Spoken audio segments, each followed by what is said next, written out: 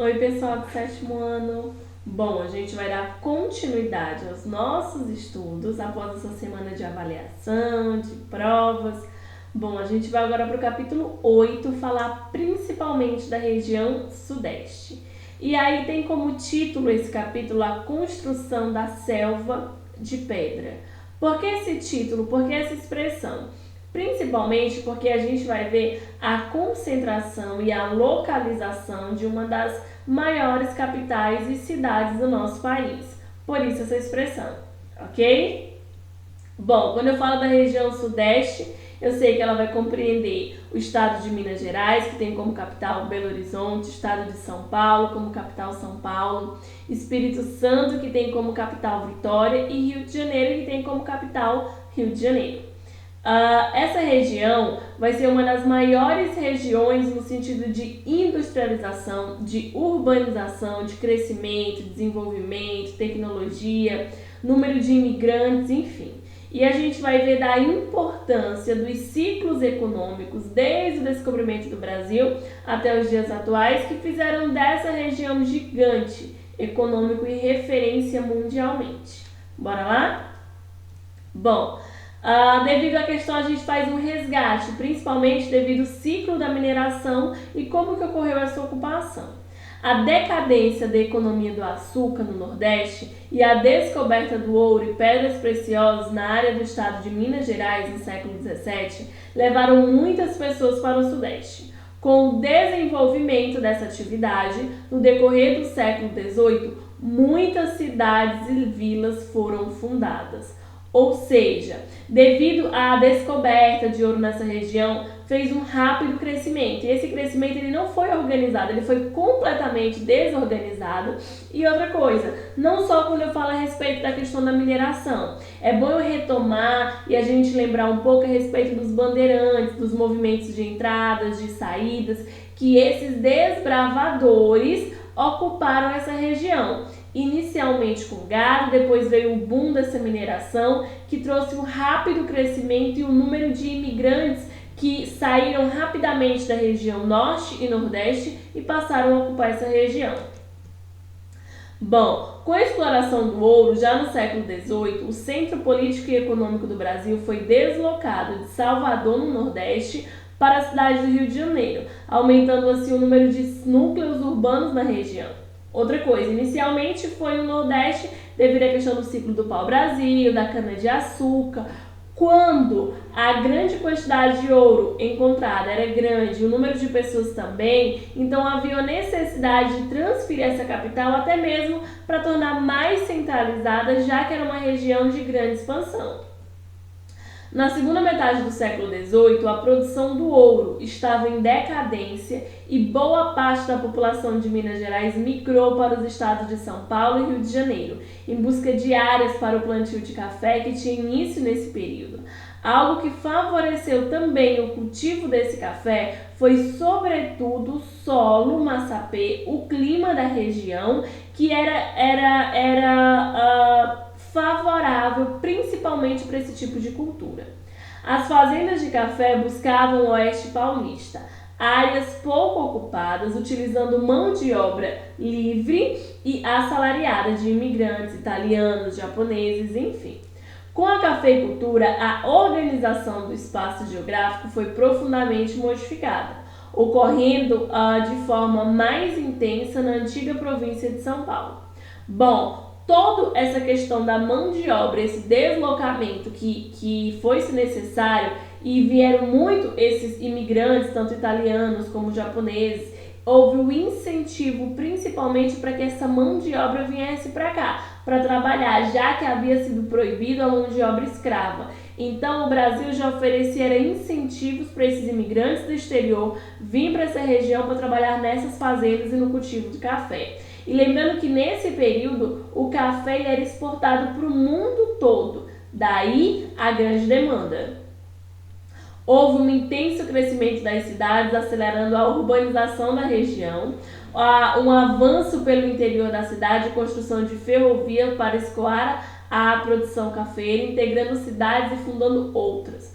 Ou seja, já havia um grande número populacional aí que aumentou. E aí a intenção das ferrovias, principalmente, ligar essas cidades e escoar com mais rapidez o produto. Houve um aumento populacional com as migrações internas e de estrangeiros, principalmente desses italianos que vieram para cá em 1870, e também bastante mão de obra da região norte e nordeste.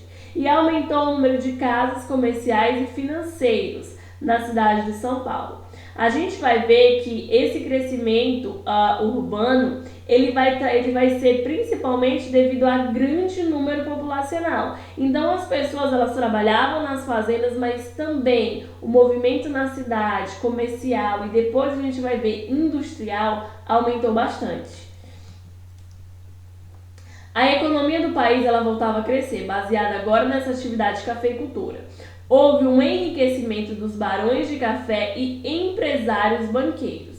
Os lucros obtidos na cafeicultura foram investidos no setor industrial, que se beneficiou principalmente de mão de obra imigrante e de infraestrutura, que vinham das atividades ligadas à produção e à exportação do café. Ou seja, todo esse acúmulo de capital nesse período do café ele foi ideal e mais tarde foi investido nessas indústrias, que aí sim trouxe uma maior expansão, crescimento, ligamento do Brasil com o mundo afora. Sobre as ferrovias, elas foram construídas para transportar produção cafeira das fazendas até o Porto de Santos e aos poucos foram sendo estendidas, avançando até áreas menos povoadas, interligando novos povoados e vilas, fazendo surgir fazendas e outros aglomerados urbanos ao longo da parada dos trens. E essa primeira ferrovia ela foi inaugurada principalmente em 1854. Além de agilizar o transporte da mercadoria, trouxe também esse crescimento nas cidades que localizavam-se nessas paradas ferroviárias, trazendo assim um maior crescimento, um inchaço urbano e também lucros para essa população. Bom, sobre essa prioridade, em 1950 os governos brasileiros passaram a privilegiar a construção de rodovias, ou seja, investir e aumentar ainda mais a ligação entre essas cidades produtoras. Essa preferência se deve à instalação de indústrias automobilísticas estrangeiras no país.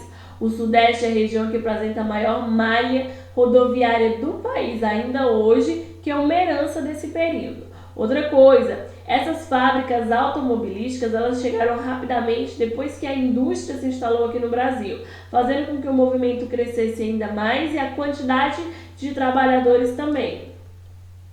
Bom, sobre essa concentração econômica. A riqueza, toda essa riqueza proveniente do comércio e do café encontrou condições mais favoráveis para a industrialização. Disponibilidade monetária, de mão de obra, existência de um mercado consumidor interno e infraestrutura adequada à implantação das fábricas. Daí, essa é a resposta principalmente para quando muitos perguntam, professora, mas por que as primeiras indústrias se instalaram no Sudeste? Por que não foi no Sul, Norte, Nordeste? Justamente devido às condições favoráveis financeiramente, mãos de obra devido ao grande número de imigrantes que se concentravam nessa região. Assim, o café ele atraiu uma grande quantidade de imigrantes que não era uma mão de obra escrava, mas sim assalariada e especializada. Bom, a partir daí a gente tem a questão das atividades industriais. O parque industrial ele é bastante diversificado, podendo se verificar a presença de todos os tipos de indústria, tanto de transformação, de extração, de construção. Nessa região são encontrados os principais tecnopolos ou centros de alta tecnologia do Brasil. Inclusive a gente sabe que São Paulo e Rio de Janeiro, enfim, são capitais, estados que são referências mundiais, tanto no mercado financeiro, bolsa de valores, mercado global, turismo e também como tecnopolos. Sobre esse setor terciário, ele é responsável por mais da metade do PIB dessa região sudeste. Nessa região, relaciona-se às atividades comerciais, como centros de atacados, shopping, região comercial, empresa tanto de importação como de exportação. Outra coisa, a gente fala a respeito do crescimento, do apogeu, do grande número de pessoas que existem na região sudeste. Mas lembrando que a desigualdade social lá também é bastante grande. Existe muito dinheiro, existem pessoas muito ricas, bairros nobres, grandes edifícios, mas também a gente vai ter tudo isso em contraste com a violência, com a pobreza, com uma educação que não é de acesso a todos, uma saúde que nem todos têm acesso. Ou seja, tem esse crescimento, é referência sim, mas ainda assim as desigualdades sociais são bastante acentuadas nessa região, ok? Qualquer dúvida, estou à disposição e até a próxima aula.